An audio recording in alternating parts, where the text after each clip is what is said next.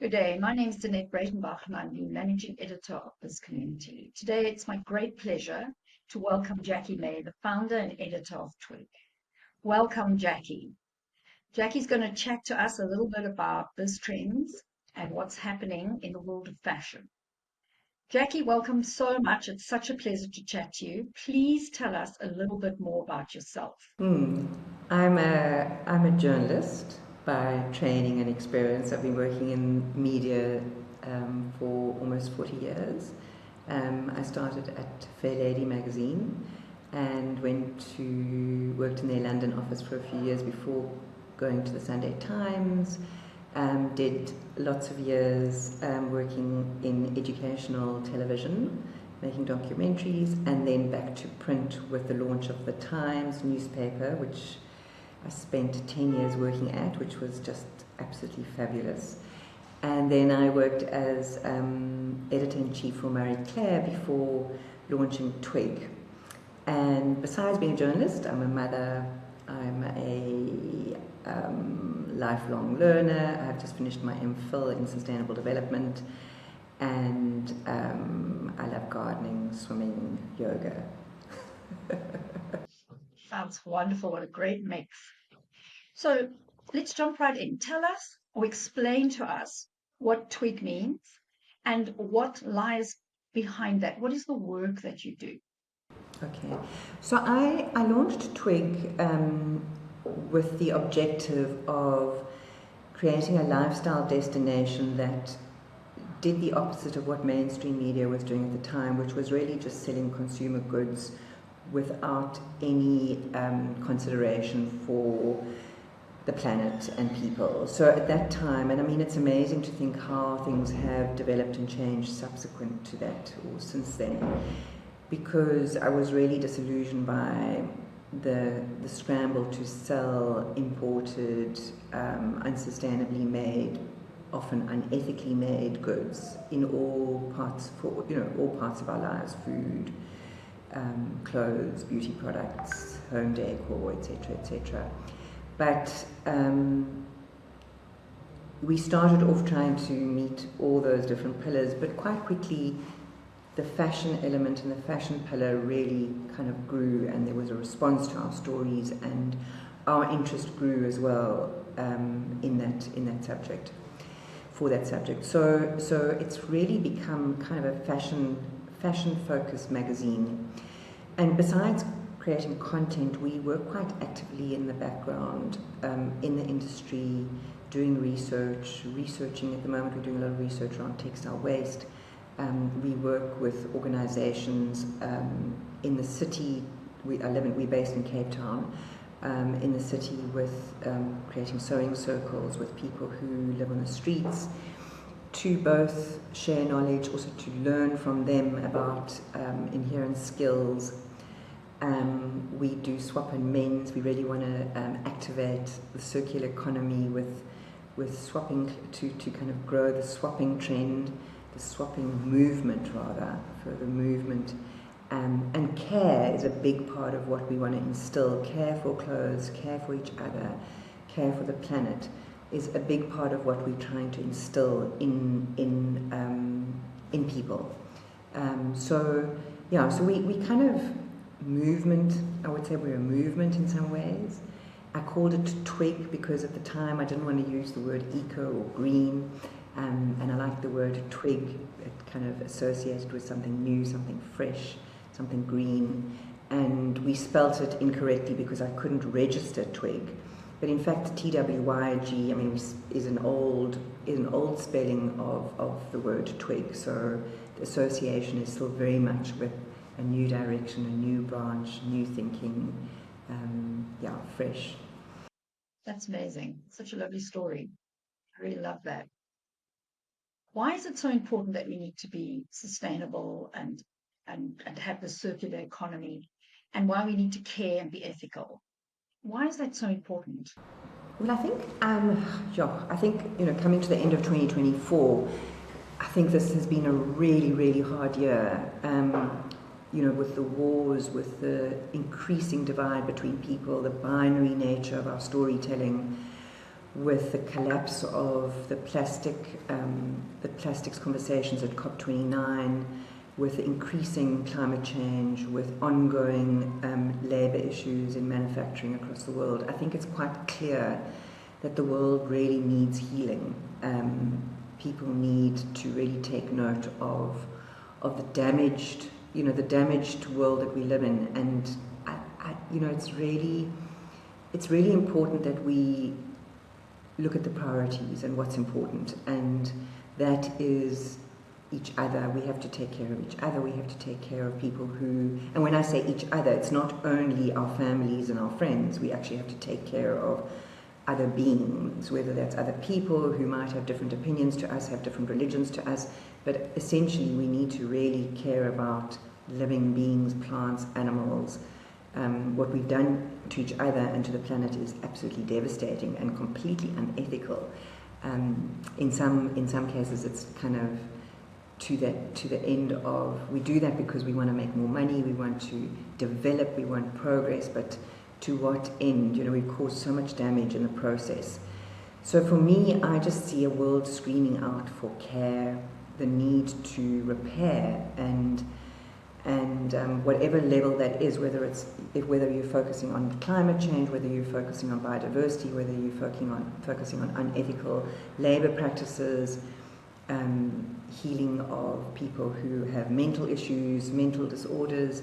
There's so many ways to be more caring about each other and the planet. So for me, I just don't see another way. I think it's vitally important.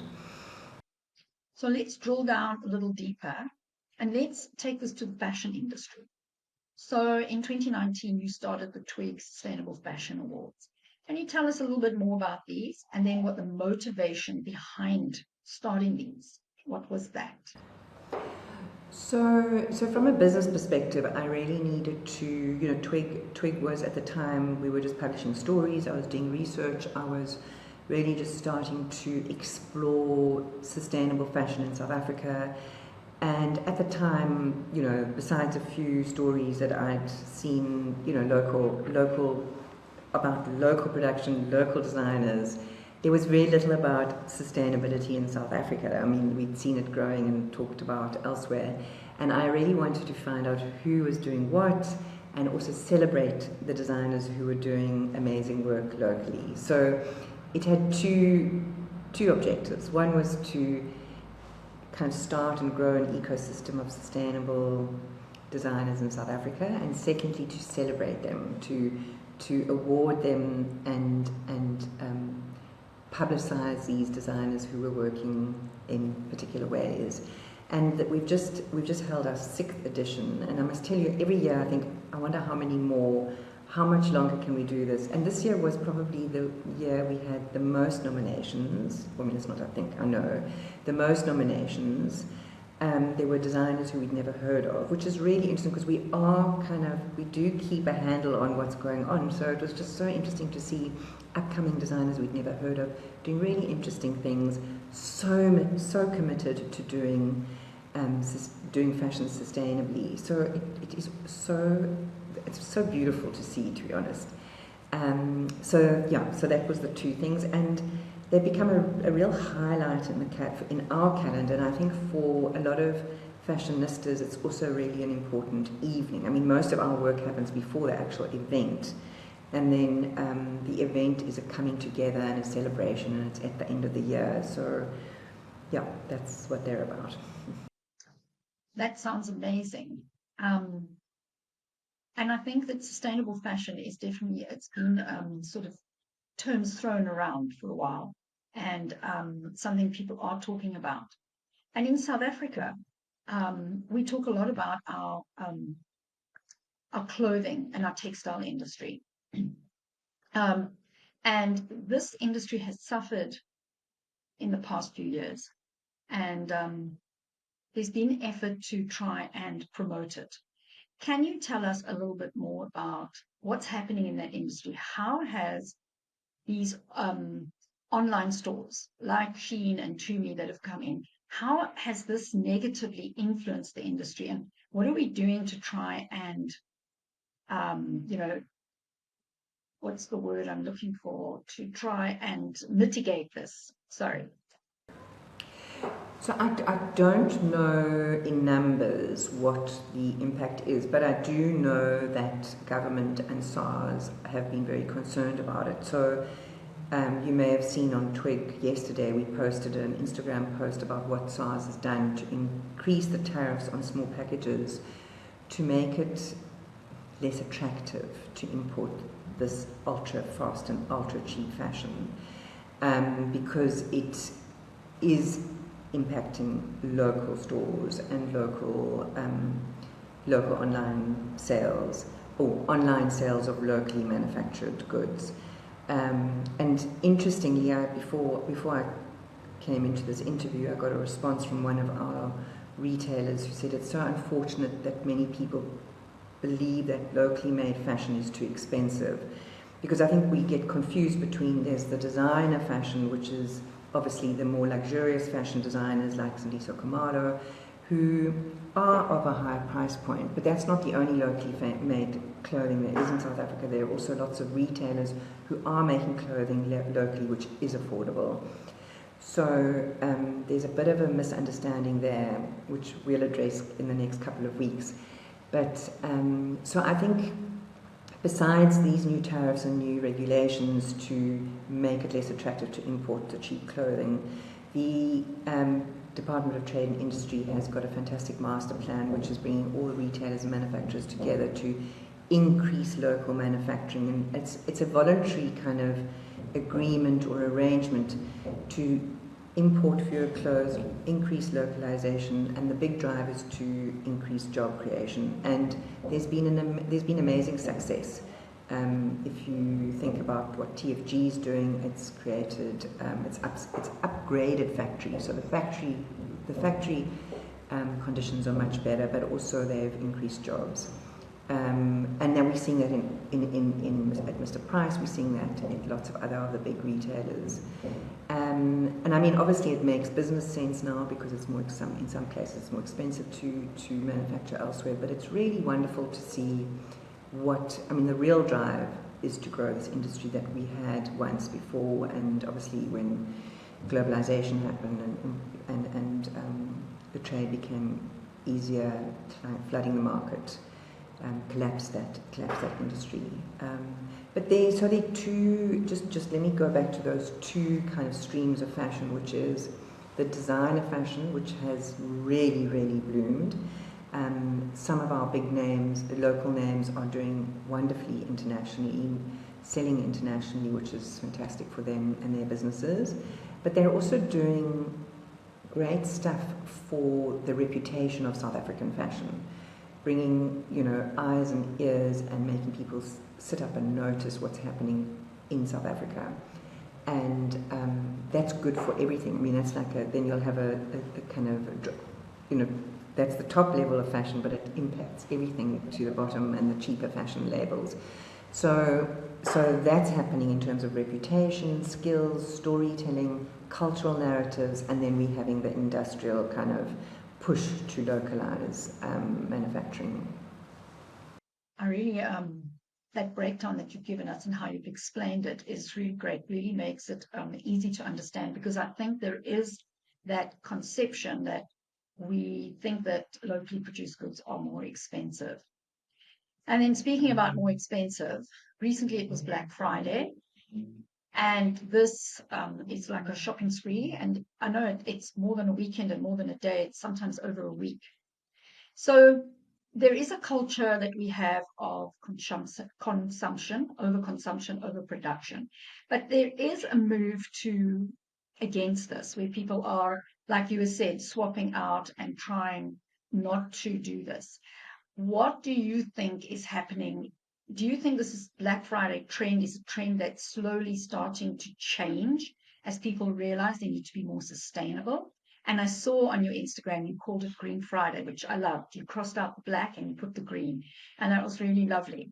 So how do we kind of educate people about Black Friday so that it becomes less about hyperconsumption and more about sustainable consumption?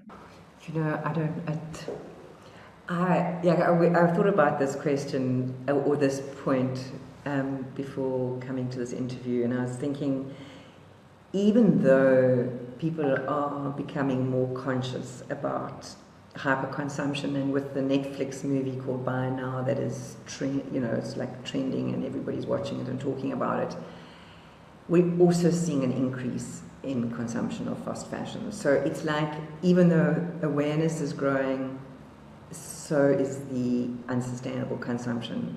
And I just don't know how the two are going to marry, and the awareness about the damage and the kind of of the fast fashion and hyperconsumption, when it's actually going to sink deeply enough to change behavior. Because I think, how do you change human behavior?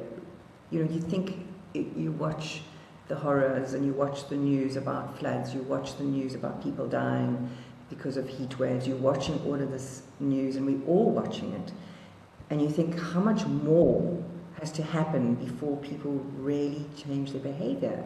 And we're not actually seeing in the real numbers a true change of behavior. So it might look like there's more consciousness, but when you look at the real figures, it's not happening. So, we at Twyg try really hard to spread news and, do what we can to make people aware of what we believe should be the future of consumption and production, because we can focus on SDG 12, which is the Sustainable Development Goal around responsible consumption and production. We're a tiny little drop in the ocean, and in terms of our following and how much money we have to spend on media and boosting our Facebook pages, which we barely do because we don't have that kind of budget. But if you look at brands, the big fast fashion brands, and I have heard how much money gets spent on Facebook and Meta to make sure that people see their goods for sale. Like, how do we stand a chance? How do we stand a chance against, like, Amazon saying that buy now, with new trends? I mean, this conversation is about trends, like bringing out new trends all the time to make sure people are buying the new color, the new pair of pants, the new thing that you have to have this season. I mean, when I'm feeling very despondent, I feel like I'm at war, because at war against the giants, because they are giants. And I mean, they all have to stay in business, and they've got jobs to keep and people to pay. But it's, how do we get those big corporations to be selling responsibly and making responsibly and selling less and extracting less resources? It's a conundrum. It really is a conundrum. So, staying with that kind of thought, what is trans-seasonal fashion? Can you explain it to us a little bit, and also why trends are a swear word in the fashion sector right now? But I think you've also touched on that a little bit. So I'll start off with why I think trends are a swear word. And I think, there is, you can use the word trend in a positive way. There's a trend, positive way, or in a way that doesn't imply that it's being something that's manufactured. Well, let's talk a negative thing, but there is a trend that the temperatures are increasing. So there's a trend. There's a trend in people being more interested in fitness, those sorts of things. But why I think of trends as a swear word is that it's being used by big brands to manufacture trends, to sell people more clothes, or I'll use clothes, but if you think, and you can think about beauty as well, there's always a new trend, a new product. We have to sell, there used to be two seasons a year. There used to be a winter collection of clothing and a summer collection of clothing. Now some brands bring out 52 new collections, or 52 new drops, or 52 new, there's a weekly new product, and they have to make it look new and insist that the consumer needs to buy this to be on trend. So to sell more clothes and to compete against your other, your competitors, you've got to make sure that you've got something new on trend, but you've created that trend. Yeah, so that's why I think it's a swear word. So trans-seasonal fashion kind of counters that, because a trans-seasonal look or garment or collection is an item of clothing or a collection that's made to last. Quality is a very important part of what a trans-seasonal fashion item is. Made well so that you would wear it over multiple seasons. I mean, you'd wear it for 10 years every winter and hopefully then repair it and wear it for another 10 years. And it can also mean that you can wear it in summer and winter and layer it with other trans-seasonal garments. And then it also kind of speaks to a capsule wardrobe, which means that you develop a wardrobe that is going to be trans-seasonal and last you for a very, very long time. And you build on the capsule so that you make sure that each item of clothing can be worn with other items of clothing. So it's a very considered way of looking at your wardrobe and your purchasing of clothes. It's not just random following of a trend that's been manufactured by the industry to get you to buy more just on a whim.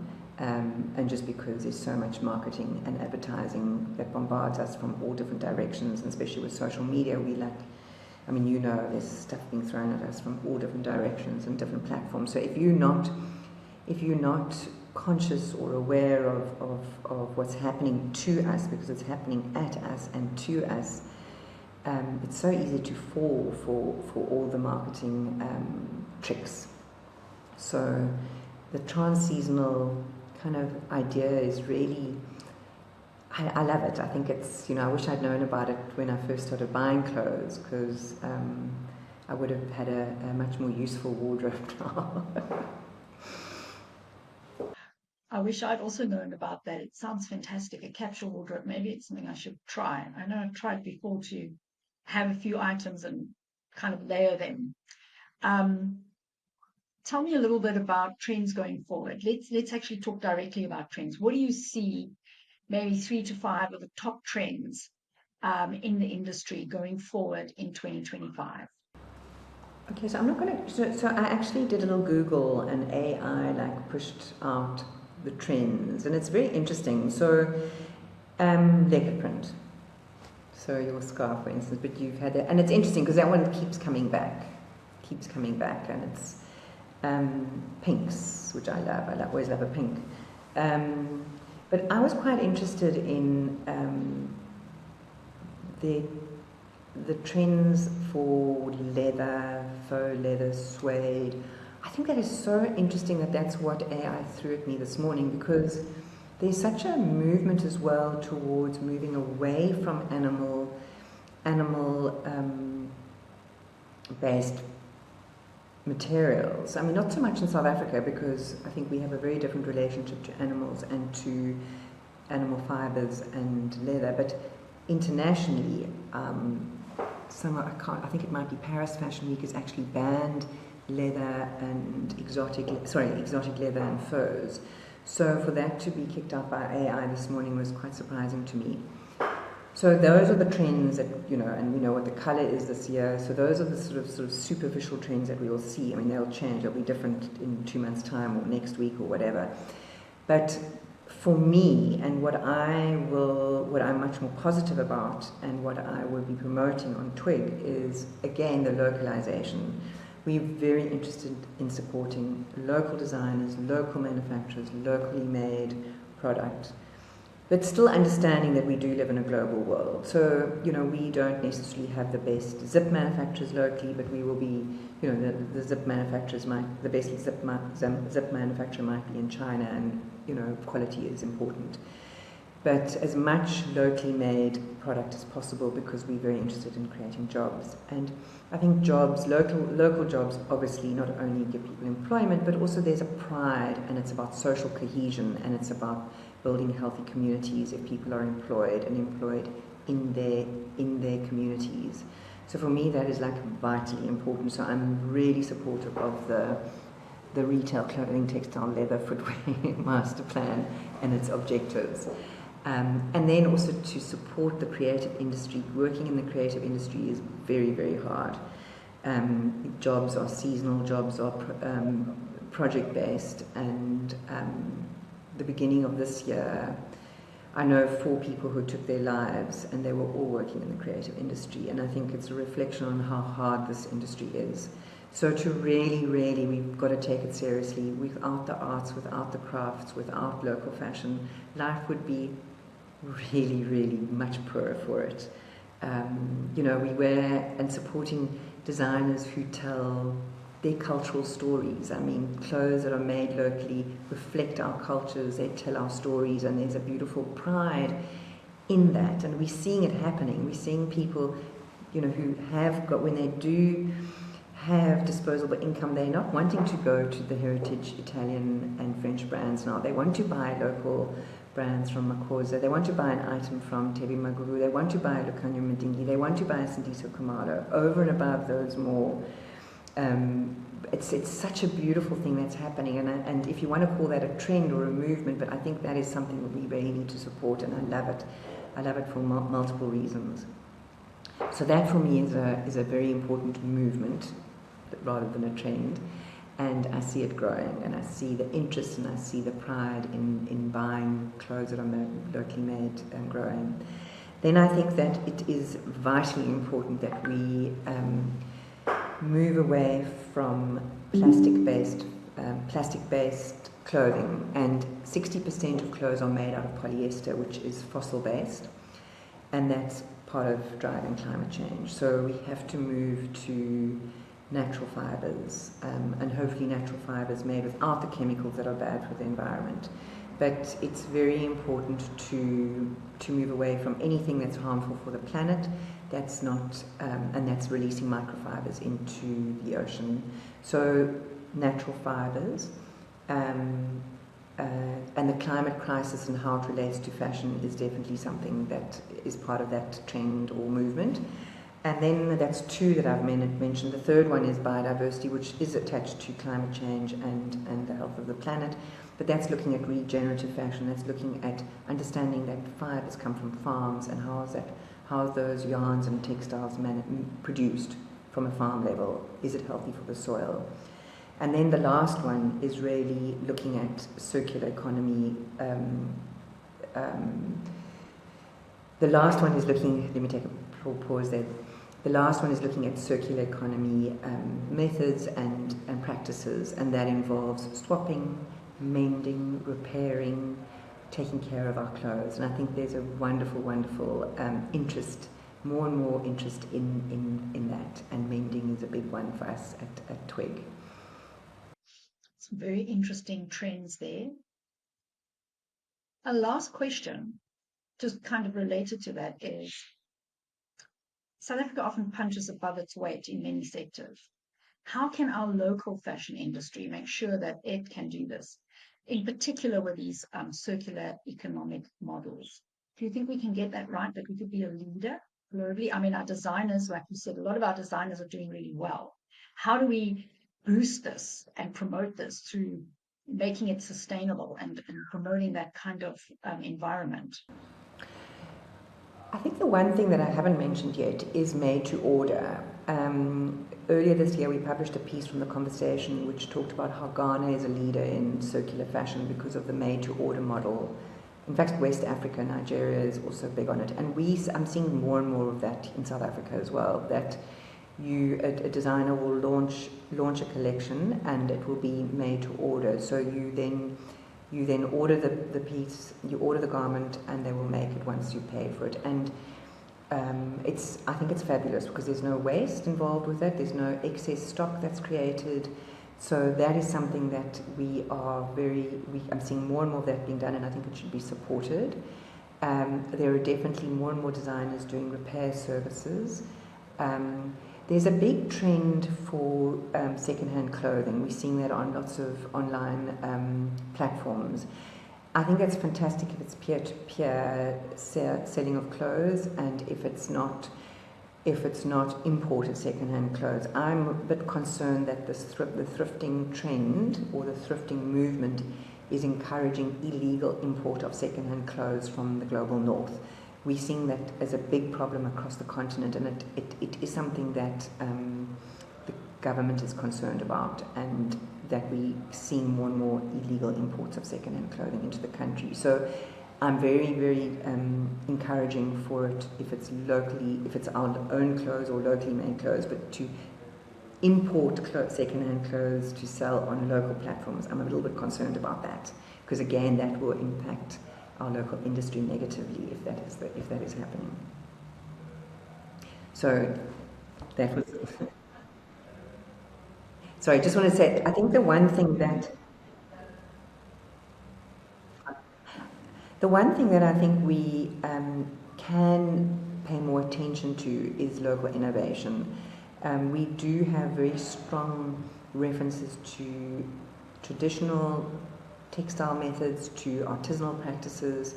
What we're not really seeing much of, and I think it's because there's a shortage of funding, is innovation and new solutions. And not that we necessarily have to go that route, but it would be nice to see more of that.